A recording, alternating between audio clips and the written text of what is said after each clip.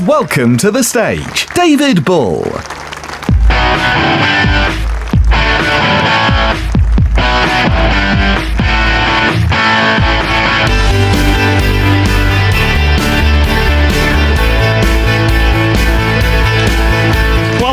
A very good afternoon to you, ladies and gentlemen. My name is Dr. David Bull.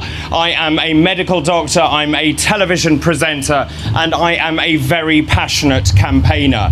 Now, I have spent the last 24 years fighting to improve the health of every single person in this country. I'm a great believer that knowledge is power, and the more information that I can give you, you can then make really positive choices to change your lives, in all aspects of your lives, in health, in politics, and in everything that you do. I've been involved in some very, very important campaigns. I've been campaigning to clean up our dirty hospitals, which are filthy and they need serious attention. I've also campaigned so that every single child that is born in Britain today is now tested for the life-threatening condition cystic fibrosis. We have now implemented that, and that has saved thousands of children's lives. I've also campaigned to improve sexual health for young people. I'm lobbying for the introduction of prophylaxis for HIV so we can end HIV in this country and around the world forever. I'm working with elderly people because you know what? The elderly people are ignored. They need to be treated with dignity and with respect, and that is not happening in our hospitals, in our care homes, and in society in general. And I'm also very, very passionate that every child who goes to a British state school needs to have at least one hot meal a day, because children are hungry and they cannot concentrate. And when they can't concentrate, they don't do well in exams and they don't achieve. And it's time that we gave every single child in Britain the same opportunity. Now, these are really, really important campaigns, but the campaign we are now fighting together is the most important campaign of my life, because we are now campaigning to respect the will of the people. And I'll tell you why this is so important, because I fundamentally think democracy is in threat. There is a fundamental fragmentation of democracy.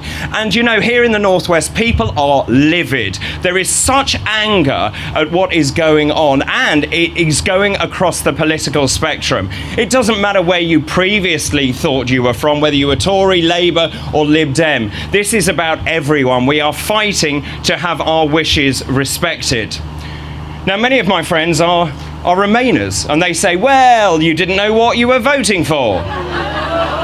Did you know what you were voting for?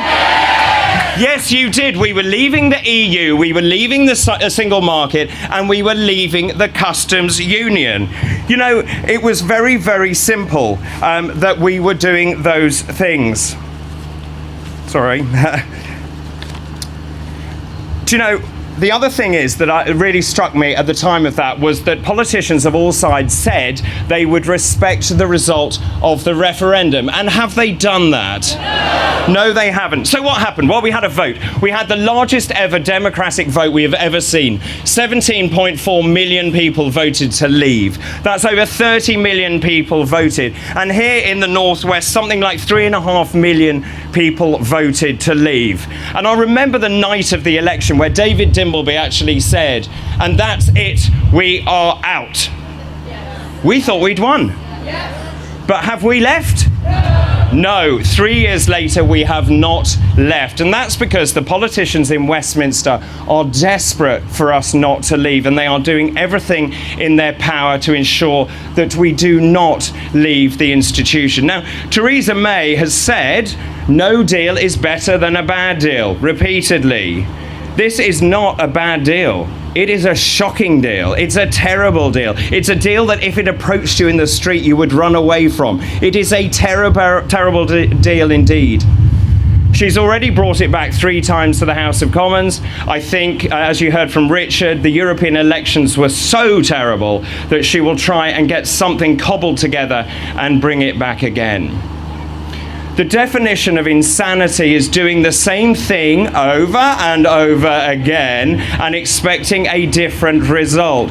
And I'm beginning to think the House of Commons is looking like some enormous psychiatric institution.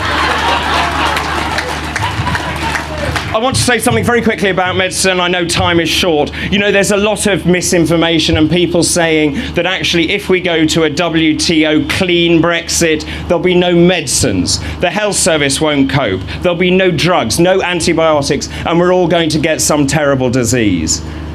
It is not true. Not only is it not true, it is incredibly dangerous, and it is frightening elderly people and frightening vulnerable people, and it needs to stop. Because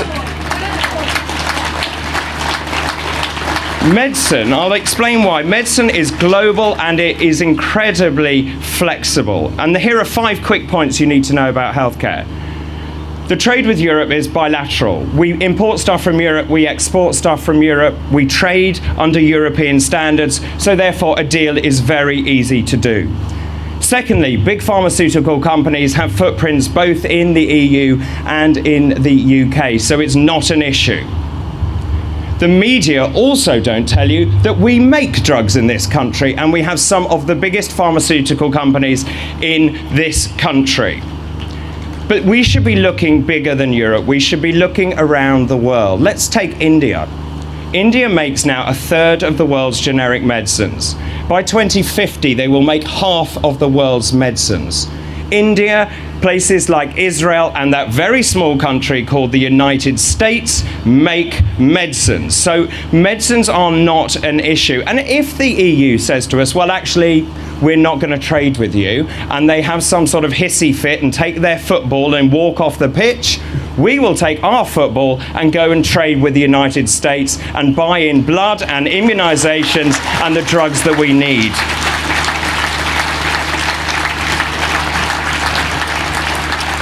I just want to finish by saying, you know, fundamentally, the reason that I'm here is I believe that this is about democracy. This is about upholding the will of the people. This is about what you actually voted for. And, you know, this is a very important time. We need to send a message to the politicians in Westminster that their time is up. It is time to shuffle off those green benches and leave with a one-way exit. It cannot go on any longer.